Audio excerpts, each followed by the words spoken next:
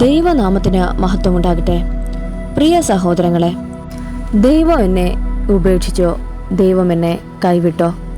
ദൈവം എന്നെ തള്ളിക്കളഞ്ഞോ? ഞാൻ കരയുന്നതൊന്നും ദൈവം കാണുന്നില്ലേ?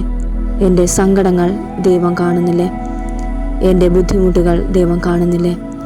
അതോ ഞാൻ ചെയ്ത ഏതെങ്കിലും പാപത്തിൻ്റെ, ഞാൻ എപ്പോഴെങ്കിലും ചെയ്തു പോയ, അറിഞ്ഞോ അറിയാതെയോ ചെയ്തു പോയ ഏതെങ്കിലും പാപത്തിൻ്റെ ഫലമാണോ ഞാനിന്ന് ഈ അനുഭവിക്കുന്നത്? ഇങ്ങനെ ഒരിക്കലെങ്കിലും ചിന്തിക്കാത്ത ആരും തന്നെ ഉണ്ടാവുകയില്ല. പക്ഷേ സത്യാവസ്ഥ അങ്ങനെയല്ല കേട്ടോ. നമ്മുടെ ദൈവം എന്നത് ഒരു കർക്കശക്കാരനായ ദൈവമല്ല. ദൈവം മനുഷ്യനെ ഒരു റോബോട്ടായിട്ടല്ല സൃഷ്ടിച്ചിരിക്കുന്നത്. സ്വാതന്ത്ര്യത്തിന്റെ നിറവിലാണ് അവൻ നമ്മെ നിർമ്മിച്ചിരിക്കുന്നത്. അതുകൊണ്ട് എങ്ങനെ ജീവിക്കണം എന്നുള്ള അവകാശവും തിരഞ്ഞെടുക്കാനുള്ള അവകാശത്തെ ദൈവം നിനക്ക് നൽകിയിട്ടുണ്ട്. വചനം പറയുന്നത് ഇങ്ങനെയാണ്: മനുഷ്യപുത്ര, അഗ്നിയും ജലവും വെച്ചിരിക്കുന്നു, നിനക്ക് ഇഷ്ടമുള്ളത് തിരഞ്ഞെടുക്കാം. സഹോദരങ്ങളെ, നന്മ ഏത് തിന്മ ഏത് എന്ന് തിരിച്ചറിയാൻ നമുക്ക് എല്ലാവർക്കും സാധിക്കും. തിരഞ്ഞെടുപ്പിന്റെ അവകാശം ദൈവം നമുക്ക് നൽകിയിരിക്കുന്നു എങ്കിലും നന്മ തിരഞ്ഞെടുക്കുന്നവൻ നന്മ അനുഭവിക്കും, തിന്മ തിരഞ്ഞെടുക്കുന്നവൻ തിന്മ തന്നെ അനുഭവിക്കും. ക്രിസ്തുവിനെ അനുഗമിക്കുന്നവർ ക്രിസ്തുവിൻ്റെ പാതെ നടക്കാനായി ശ്രമിക്കുക. നന്മ വഴി നാം തിരഞ്ഞെടുക്കുക. നമ്മുടെ തിരഞ്ഞെടുപ്പ് തിന്മയിലേക്ക് ഉള്ളതാകരുത്. നമ്മുടെ തിരഞ്ഞെടുപ്പ് ദൈവത്തിൻ്റെ പാതയിലേക്ക് ഉള്ളതാകണം. നന്മ എന്താണോ എന്ന് വ്യക്തമായി മനസ്സിലാക്കിക്കൊണ്ട് നന്മയുടെ പാതയെ നാം സഞ്ചരിക്കണം. അവിടെയാണ് ദൈവത്തിൻ്റെ വലിയ പ്രവൃത്തികൾ നമ്മിലേക്ക്, വലിയ നന്മകൾ നമ്മിലേക്ക് വന്നു ചേരുന്നത്. ദൈവത്തെ അറിഞ്ഞു വരുന്ന, അല്ലെങ്കിൽ ദൈവത്തെ സ്നേഹിക്കുന്ന, ദൈവത്തിൻ്റെ പാതയിൽ നടക്കുന്ന മക്കളെയാണ് ദൈവത്തിന് ആവശ്യം.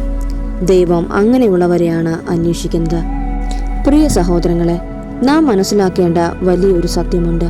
നിന്റെ ജീവിതത്തിൽ എത്ര വലിയ തെറ്റ് പറ്റിയാലും ഈശോ നിന്നോടത് ക്ഷമിച്ചു കഴിഞ്ഞു.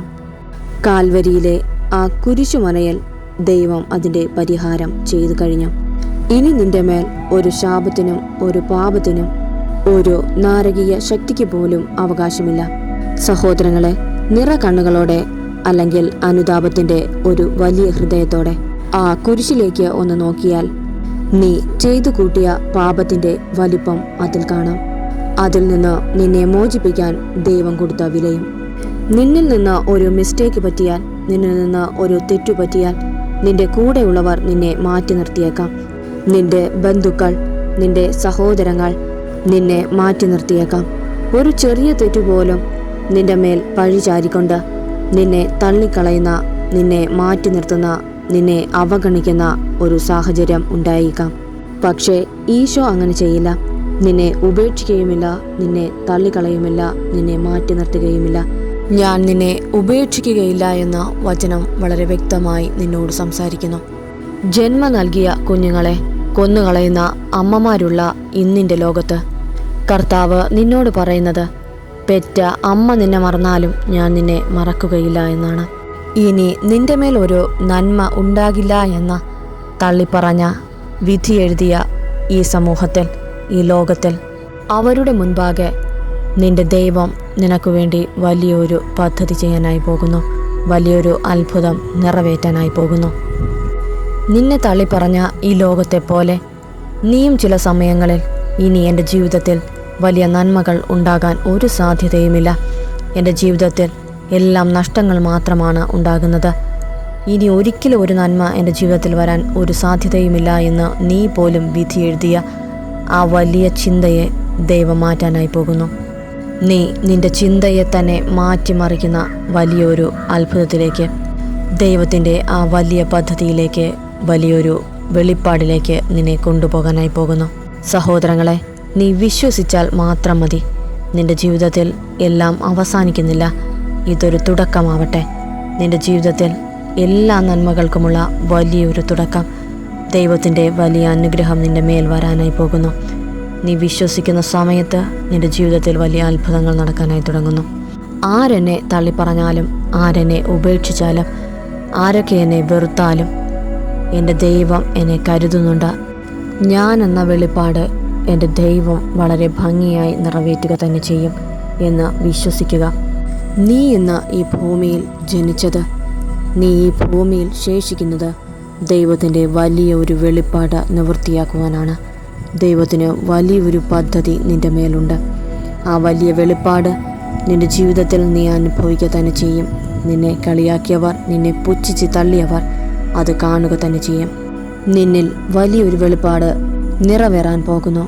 ലോകം ഇന്നുവരെ കണ്ടിട്ടില്ലാത്ത ഒരു നീ, തീയിൽ നിന്ന് വളരെ ശക്തിയോടെ ചാടി എഴുന്നേൽക്കുന്ന ഒരു സിംഹക്കുട്ടി.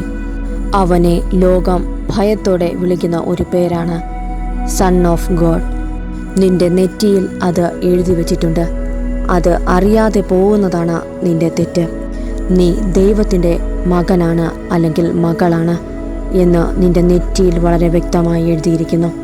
നിന്റെ മേൽ എത്ര വലിയ പ്രതിസന്ധികൾ വന്നാലും, വെല്ലുവിളികൾ വന്നാലും, തള്ളിപ്പറച്ചിലുകൾ വന്നാലും, ദൈവത്തിൻ്റെ ആ വലിയ കരം നിൻ്റെ കൂടെ തന്നെയുണ്ട്.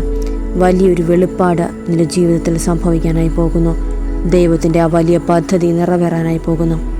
എത്ര വലിയ ബുദ്ധിമുട്ടുകൾ വന്നാലും ഞാൻ ദൈവത്തിൻ്റെ മകനാണ് അല്ലെങ്കിൽ ഞാൻ ദൈവത്തിൻ്റെ മകളാണ് എന്നുള്ള ആ വലിയ ബോധ്യം നമുക്ക് വേണം. ആ വലിയ ഒരു കരം നമ്മുടെ ചുറ്റുമുണ്ട് എന്നുള്ള ആ വിശ്വാസം നമുക്ക് വേണം. എന്തൊക്കെ സംഭവിച്ചാലും, എന്നെ ഏത് കുഴിയിൽ വീഴ്ത്താൻ ശ്രമിച്ചാലും, എന്നെ പിടിച്ചു കയറ്റാൻ എൻ്റെ ദൈവത്തിൻ്റെ കരം എൻ്റെ കൂടെയുണ്ട്. എനിക്കായി പ്രവർത്തിക്കുന്ന വലിയൊരു ശക്തിയുണ്ട്.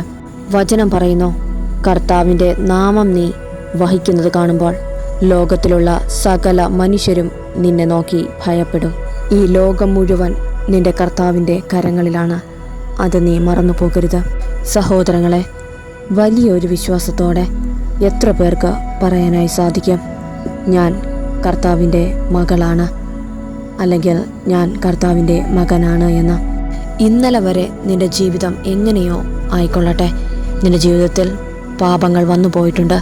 അറിഞ്ഞോ അറിയാതെയോ നീ പല തെറ്റുകളും ചെയ്തു പോയിട്ടുണ്ട്. അതൊക്കെ ദൈവം ക്ഷമിച്ചു കഴിഞ്ഞു.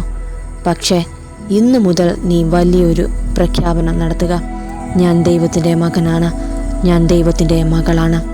ലോകം ഇന്നുവരെ കണ്ടിട്ടില്ലാത്ത ഒരു നിന്നെ ദൈവം വാർത്തെടുക്കാനായി പോകുന്നു.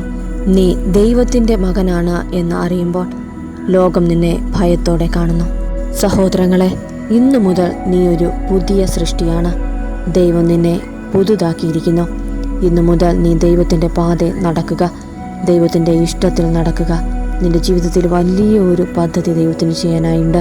നീ വിശ്വസിക്കുന്ന ആ സമയത്ത് നിൻ്റെ ജീവിതത്തിൽ അത് അനുഭവിക്കാനായി തുടങ്ങും. ദൈവത്തിൻ്റെ ആ വലിയ വെളിപ്പാട് നിന്നിലേക്ക് വരാനായി പോകുന്നു. വിശ്വാസത്തോടെ, പ്രാർത്ഥനയോടെ ദൈവത്തെ കാത്തിരിക്കുക. ദൈവം നിൻ്റെ ജീവിതത്തിൽ വലിയ നന്മകൾ ചെയ്യുമാറാകട്ടെ. ഈ കേട്ട വചനത്താൽ ദൈവത്തിൻ്റെ വെളിപ്പാട് നിൻ്റെ മേൽ വരുമാറാകട്ടെ. വലിയ നന്മകളിലേക്ക് നീ സഞ്ചരിക്കുമാറാകട്ടെ. എല്ലാം ദൈവത്തിൻ്റെ നന്മകൾ നിൻ്റെ കുടുംബത്തിൽ നീ അനുഭവിക്കുമാറാകട്ടെ. ആമേൻ.